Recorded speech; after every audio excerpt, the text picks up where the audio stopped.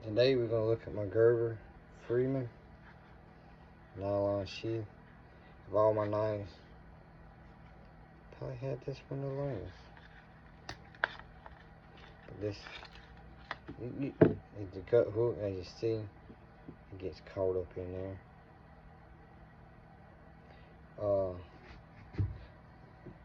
The wooden handles, changeable.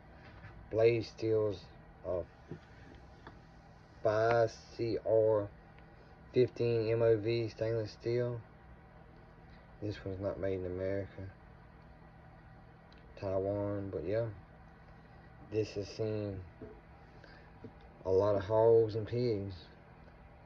Pretty good gimping on it. Yeah. Hope you like it. Let me see your hunting knife.